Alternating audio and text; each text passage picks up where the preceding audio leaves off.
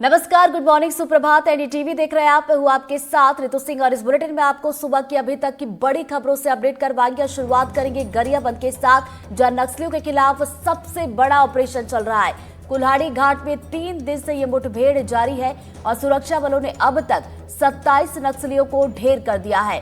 तो सुरक्षा बलों ने 14 नक्सलियों के शव बरामद किए हैं और मारे गए नक्सलियों में 1 करोड़ का इनामी जयराम भी शामिल है। तो बड़ी खबर आप तक पहुंचा रहा है। लगातार इस खबर पर हमारी नजर बनी हुई है। पल पल की तस्वीर, पल पल की अपडेट एनडीटीवी आप तक पहुंचा रहा है। आपको बता दें कि इस साल का देखा जाए तो अभी तक का ये सबसे बड़ा ऑपरेशन है। चूंकि देखिए, इस मुठभेड़ में बड़ी संख्या में नक्सलियों का सफाया किया गया है।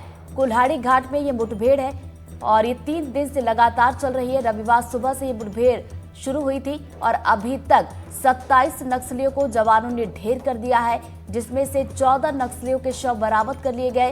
बड़ी बात इस ऑपरेशन की ये है कि 1 करोड़ का इनामी जयराम इसमें शामिल है, जिसे मार गिराया गया है।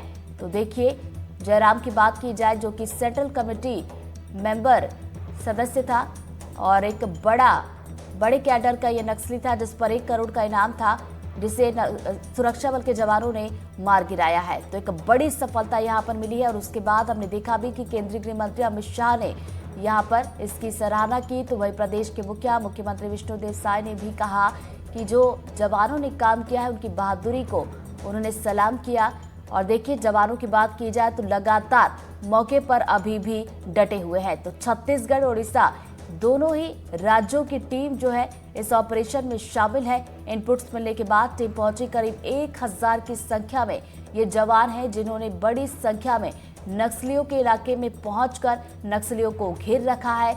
और देखिए, रुक रुक कर जो फायरिंग हुई थी, उसके बाद यहां पर 27 नक्सलियों को ढेर किया गया और 14 नक्सलियों के शव बरामद कर लिए गए। साथ ही जो हेलीकॉप्टर की आप तस्वीर देख रहे हैं, आपको ये भी बता दें कि ड्रोन और हेलीकॉप्टर के जरिए मूवमेंट पर नजर भी बनाए रखी जा रही है। इधर गरियाबंद में सुरक्षा बलों और नक्सलियों के बीच हुई मुठभेड़ में अब तक 27 नक्सलियों के मारे जाने की खबर है। सुरक्षा बलों ने सभी मारे गए नक्सलियों के शव बरामद कर लिए गए हैं। नक्सलियों के शव जवान अपने साथ ले आए हैं और इस मुठभेड़ में मारे गए नक्सलियों के पास से बड़ी तादाद में हथियार भी बरामद किए गए हैं। तो देखिए, बड़ी सफलता ये है, जहां नक्सलियों को मार गिराया गया है तो साथ ही साथ बड़ी संख्या में हथियार भी बरामद किए गए। वही हथियार जिनका इस्तेमाल ये नक्सली जवानों को नुकसान पहुंचाने के लिए करते थे। और अब देखिए, ये तस्वीर आपको दिखा रहे हैं, कुल्हाड़ी घाट में ये जो मुठभेड़ चल रही है, वहां पर जिन नक्सलियों को मार गिराया गया था, उनके शव बरामद कर लिए गए हैं। 14 नक्सलियों के शव बरामद किए गए। साथ ही साथ 27 नक्सलियों का सफाया यहां पर किया गया। तो एक बड़ा आंकड़ा और ग्राउंड जीरो से जो तस्वीरें आई हैं, वो आप तक पहुंचा रहे हैं, जहां पर ये मुठभेड़ हुई है। और आपको बता दें कि मुठभेड़ अभी भी चल रही है।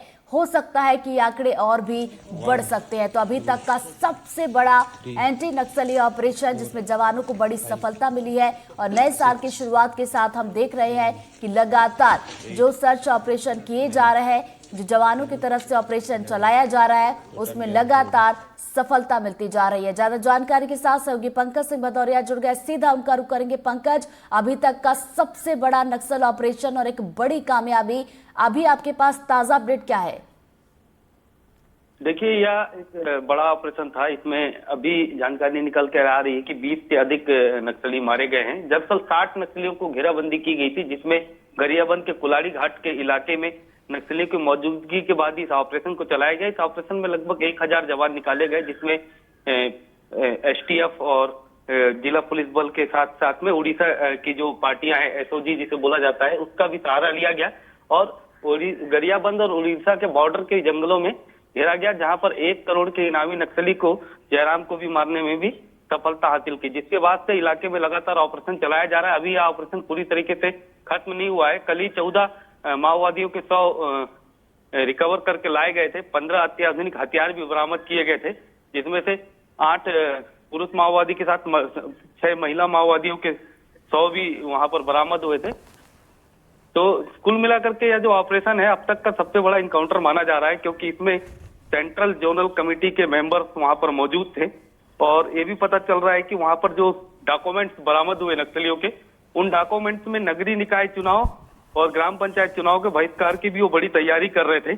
तो कहीं ना कहीं जवानों ने जिस तरीके का जो ऑपरेशन चलाया है, इससे नक्सलियों को बहुत बड़ा झटका लगा है। जी, आंकड़े जैसे देखिए, अभी जो जानकारी है कि 27 नक्सली मारे गए हैं, जैसा कि आपने बताया कि मुठभेड़ अभी भी चल रही है, तो क्या आंकड़े और भी बढ़ सकते हैं? क्योंकि देखिए जवानों ने नक्सलियों को घेर रखा है। देखिए जिस रणनीति के साथ जवान उस इलाके में गए हैं, तो मतलब कहीं ना कहीं से जवानों को पिन पॉइंट लोकेशन मिला है। उसके बाद पूरे चारों इलाके से फोर्स निकाली गई है और लगातार नक्सलियों को समेट करके वो मैदानी इलाके में जवान ढकेल रहे हैं। और जैसे पहले आंकड़ा आया था हमारे पास 4 नक्सलियों का, फिर 10 हुआ, फिर 12 हुआ, फिर 16 हुआ, अब 27 का आ रहा है। तो मतलब समझिए कि वहां पर 60 नक्सली मौजूद है, तो ये आंकड़ा बढ़ करके 30-40 भी पहुंच सकता है, 60 भी हो सकता है। जी, क्योंकि नक्सलियों को वहां से निकलने की जगह नहीं मिल रही। पंकज, कितने किलोमीटर का ये पूरा दायरा होगा जहां पर जवानों ने इन नक्सलियों को घेर रखा है? 5 किलोमीटर के एरिया में ये जो गरियाबंद और उड़ीसा के बीच का ये जो इलाका पड़ता है जंगल, इस 5 किलोमीटर के बड़े घाट और पहाड़ के सेक्टर में नक्सली मौजूद थे। 20 किलोमीटर के अराउंड से जवानों ने घेरा लगा करके 2 दिन पहले से इनकाउंटर शुरू किया है और लगातार क्रॉस फायरिंग दोनों ओर से चलती रही है। जाकर के कल 2 जवान भी घायल हुए थे हमारे, लेकिन अभी वो सुरक्षित हैं। तो इस तरीके से देखा जाए तो लगातार जवान उनको समेट रहे हैं और नक्सलियों को वहां से निकलने के लिए सही रास्ता नहीं मिल पा रहा है। जी, क्या मौके पर और बैकअप पार्टी भेजी जाएगी? मौके पर जवान हैं और जवानों के लिए और भी पीछे से आरोपी भेजी गई है। साथ में लगातार इनकाउंटर को चलाया जा रहा है।